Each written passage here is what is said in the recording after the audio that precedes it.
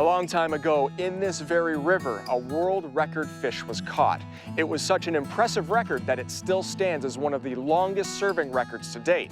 We're in Nipigon, Ontario, on the shores of the Nipigon River to celebrate that record. All this is coming up next on The New Fly Fisher.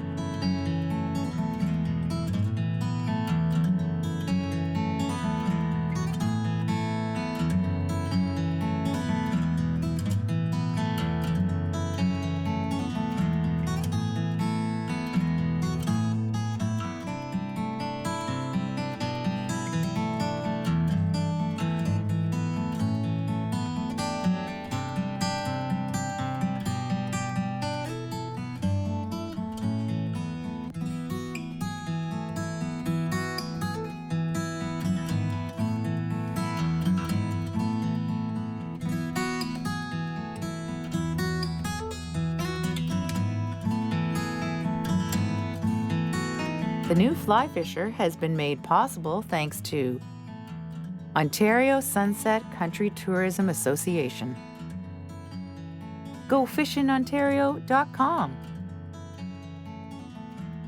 Orvis Sporting Traditions, Scientific Anglers, Umpqua Feather Merchants, Superfly, fly fishing made easy.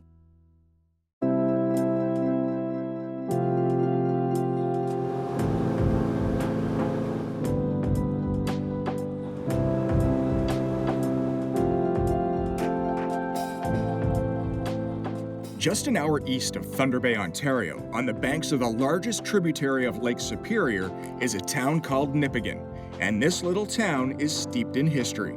Much of that history stemming from the Nipigon River. The Nipigon River is classified as a big river, connecting Lake Nipigon and Lake Superior.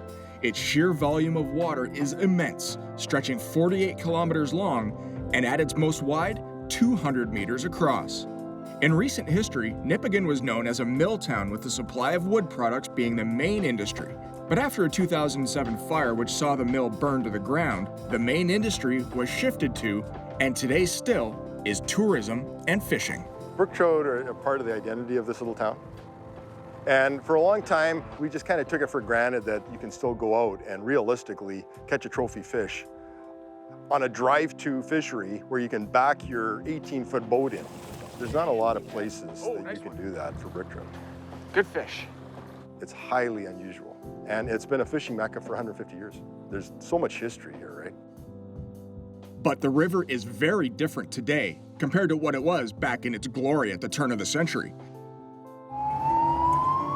3 hydroelectric dams have been constructed on the Nipigon River, affecting the native brook trout that it was so famous for. Today, there is one 15-mile stretch of river from the mouth of Lake Superior to the Alexander Dam that sees returns of coaster brook trout, salmon, steelhead, amongst others. There's no industry on it, very few humans, very few cottages. So that's the headwater. So you're starting off with this huge, ultra-cold body of water that turns into a river that at one time was, without a doubt, the best trout water in the world as far as just rapids and pools and everything. But it was harnessed for electricity. Where the world record was caught is now under about 60 feet of water. And that's just what happened. But there's still brook trout in the whole system. There's still some rapids, and I think the best place in the world to catch a brook trout. The other 2 dams block upstream movement. You have 2 dam-locked areas in which to fish. Today, the fishery is very good, thanks to the help, in part, of now retired biologist Rob Swainson. In 1950, when the Pine Portage Dam was built, it flooded out all those famous waters, all the famous pools, Robinson Pool, Hamilton Pool, Victoria Rapids, and of course, the Glory Hole at Virgin Falls, Rabbit Rapids where the world record was caught. They were all flooded out, and that really brought an end to the fishery, and it brought an end to people traveling here to go fishing. The river was reduced to a few hundred yards of white water, where there used to be 10 miles of white water. But it's still got its spots today, and as population grows, it becomes more and more popular with people. It's interesting because each section there's things that are individual about them now. Like the one section from Jesse Lake up to Pine Portage Dam, the fish do look different. They're more colorful, they tend to be fatter, And I don't know if it's the food or if it's whatever's happening in that environment. That's a stretch of river that is unique.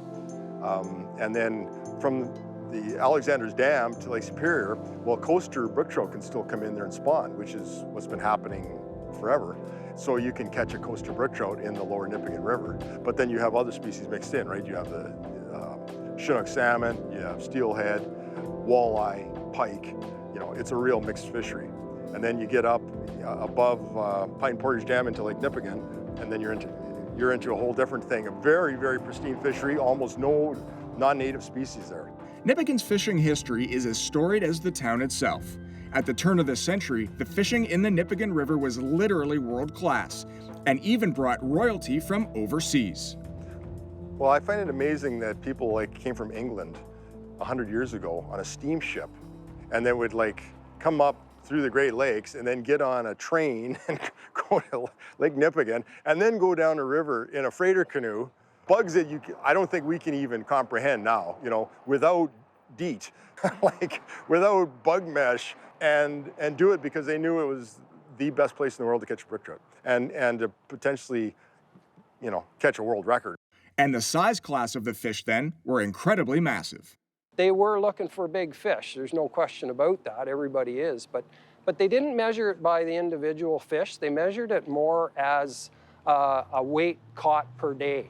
So they'd report catching 50 pounds in a day or 75 pounds in a day or in a number of hours. They weren't really talking about the individuals until a little bit later on, like in those early 1900s, they actually started describing individual fish, 6 5-pounders, 4 3-pounders.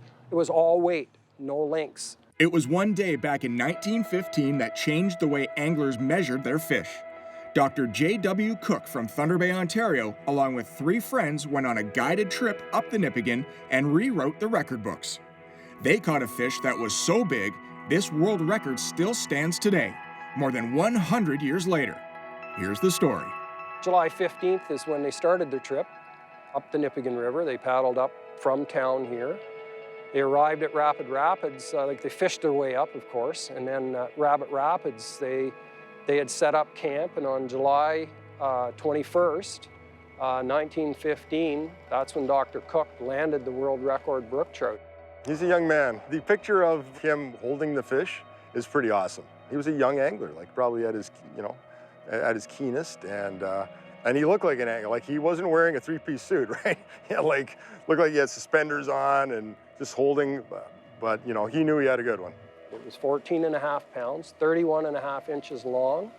It had a girth of 23 inches, and he caught it on a live minnow. He caught it on a fly rod, but he hooked a minnow on and cast it out. The river, he described the river as being covered with brown flies that morning. And I think he switched it up so he wasn't competing with the big hatch. What I find amazing is not only did he catch the world record, which in itself has lasted 100 years and was even 100 years ago so unusually large that it had to be sent away for identification, but he also caught 2 fish on one fly line with 2 flies that were also considered a world record. Same trip.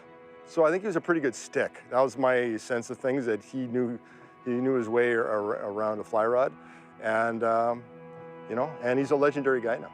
And as with all records that remarkable, there will be questions that accompany the catch. Any record fish, and I don't care what it is, and I mean, you can go over all the muskie records and everything, there's always controversy with world record fish. And there's all sorts of stories about, did Dr. Cook catch it? Did one of the guides catch it? What it was caught on, all that. But we weren't there, right? Rob Swainson, he's taken it upon himself to do all this incredible historic work, and he's put the same kind of energy into that he put into restoring the fishery. Well, I started digging into this, and as I dug out all these literally hundreds of articles, I was shocked at that, first of all. But as I dug through them, I started seeing contradictions. All these different articles reported something different. I'd read one place it was 1915, 31.5 inches long. Next one I picked up, it's reported as 34 inches long and caught in 1916. In fact, the mount that was at the museum just before it burned in 1990, that mount had the label on it that said it was 34 inches long by 9 inches deep, or 18-inch girth, and caught in 1916. which was totally contrary to what I'd read in these early documents from the turn of the century. So I wanted to get to the bottom of that, and it's taken me, you know, I'm a slow guy, I guess, 27 years. He's been Columbo on this one. It's been pretty good, you know. None of us are ever going to know, but he has found stuff that, I mean, nobody knew there was a picture of Dr. Cook with the fish, and he found it. He's got all this other information, the log that they, you know, when they came and left, the 2 fish on the, all that stuff. I'm satisfied that I've answered some of these questions, but there's a lot to go after yet, and I'm not giving up on this. It was on Swainson's investigative journey he came across Cook's only living relative, Elizabeth Lytle, who fondly remembers her uncle as a modest man. I can smell his pipe.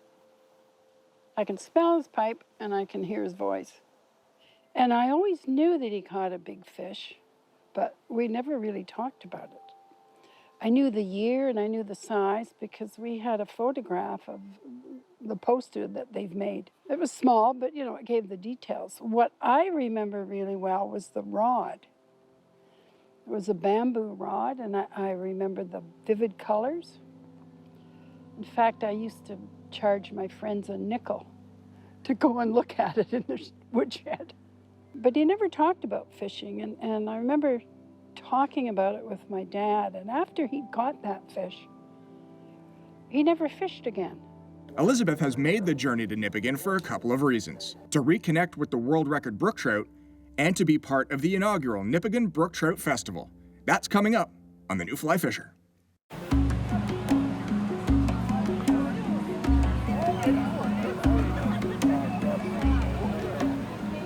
Welcome back to The New Fly Fisher. We're in Nipigon, Ontario for the inaugural Nipigon Brook Trout Festival, celebrating the 100th anniversary of Dr. J.W. Cook's catch, the still-standing 14.5-pound brook trout world record. With things to do for every member of the family, professional angler presentations, and interactive information booths, the festival draws people from far and wide. We're celebrating the Nipigon River Brook Trout Festival, and through that festival, we're celebrating 100 years of the world record brook trout that was caught here on the Nipigon River, about 60 kilometers up at a place called Rabbit Rapids. It's pretty amazing to have a world record here, and you know, it was 100 years ago, and there are, you know, all kinds of stories that float around, so nobody knows for sure exactly how things went. But we do know that when the fish was caught, it was sent off to Ottawa to be verified, and it was verified as a 14.5-pound brook trout. That's what we know, so that's what we celebrate. The heart of the festival lies in the Nipigon Historical Museum itself. Not only is it home of the skin mount of the world record fish, but it's home to hundreds of pieces from Nipigon's past. One of the more famous Nipigonians is Dan Gapin, the son of the creator of the muddler minnow, Don Gapin. Dan is here in Nipigon to sign autographs and to talk about brook trout fishing in the area. And of course, Dr. Cook's only living relative, Elizabeth Lytle. Elizabeth has come to the festival as a representative of the family, and as a bonus, she gets an unexpected surprise: to see a very special piece of fishing history. I remember you used to knock on Dad's door, ask to see the rod. Now, how old might you have been then? Probably 10 or 11. Oh, that's amazing. I mean, and you know, it is in good shape. And you've said he's initialed it as well. Does it show enough to have a look? That's great. Oh, for heaven, yes. I can see Cook.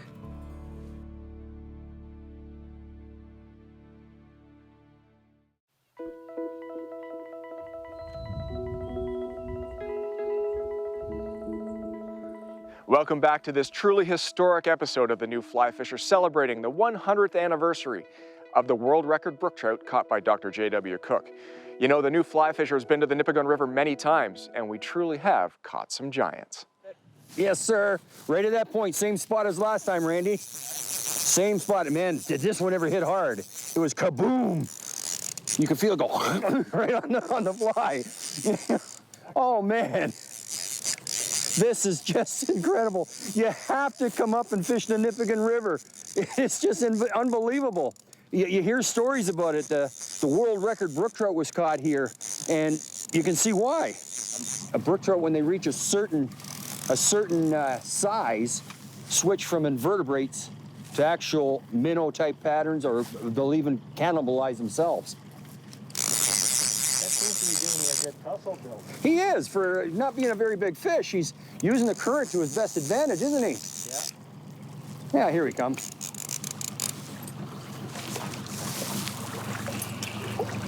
That's a nice fish.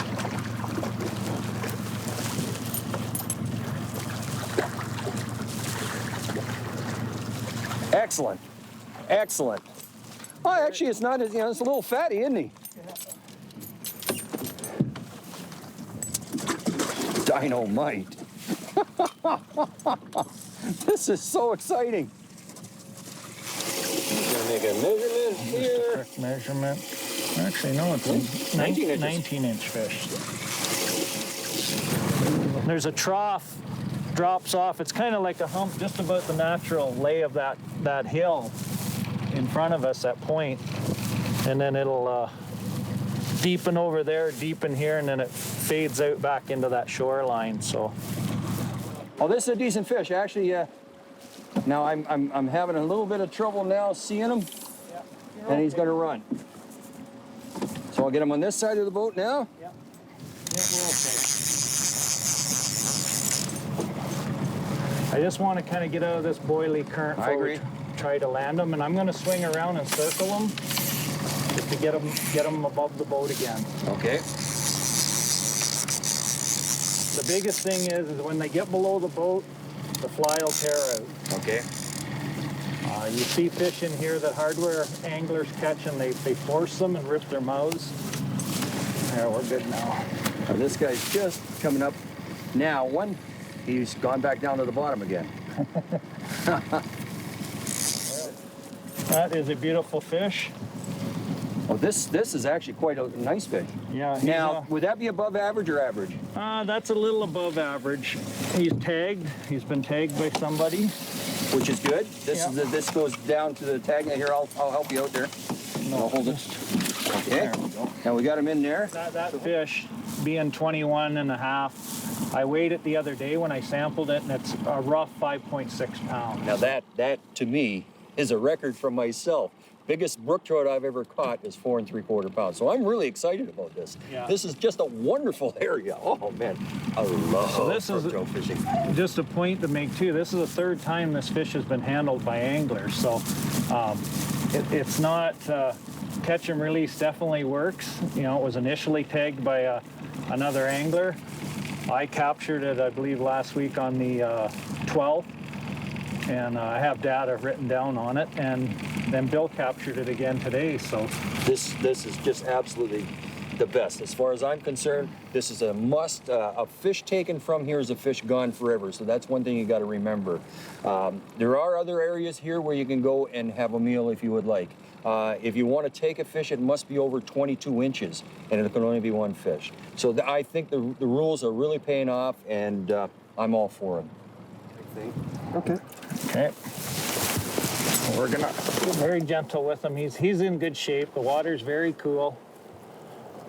I can feel him on my hand here. He's gonna take off. So.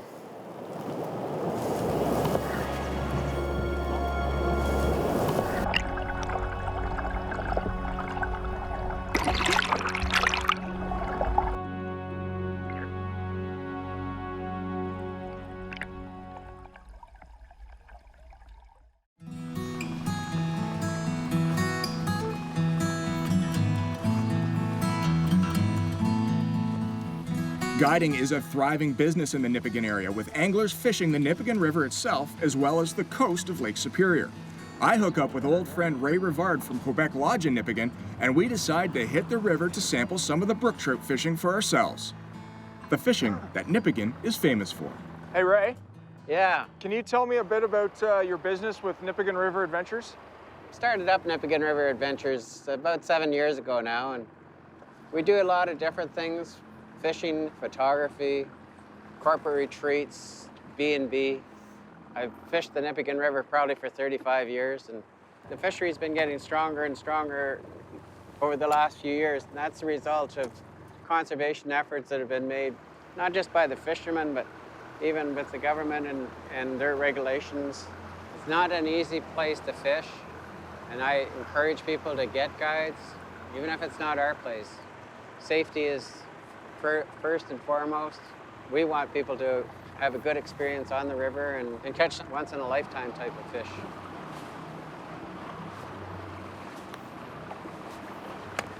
There's a good fish. Keep them tight, keep them tight. You know, we're just below the Pine Portage Dam, and this water is full of oxygen.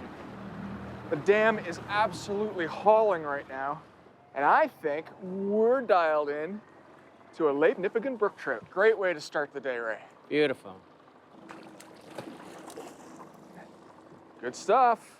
Thank you. All right, let me just get this glove wet. Nice fish. Great to start the day, huh?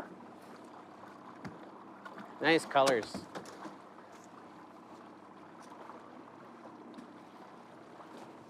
Now, what I like about these fish is that this is not a giant by any means, but look at how thick it is. Look at how deep the body is of this fish. It's absolutely great. I'm gonna get it back in the water. We're gonna go for a bigger one. Equipment used for fishing brook trout on the Nipigon River is a 9-foot 8-weight fly rod with a full sinking line and 9-foot fluorocarbon leader. Flies were streamers of various colors, but we had most success with flies that had a bit of chartreuse. Well, I hope you've enjoyed this truly historic episode of The New Fly Fisher. For more on our series, please log on to www.thenewflyfisher.com. For all of us here at The New Fly Fisher, I'm Mark Melnyk. Thanks for watching, and hopefully we'll see you in world record country. The New Fly Fisher has been made possible thanks to Ontario Sunset Country Tourism Association, GoFishingOntario.com, Orvis Sporting Traditions, Scientific Anglers, Umpqua Feather Merchants, Superfly, fly fishing made easy,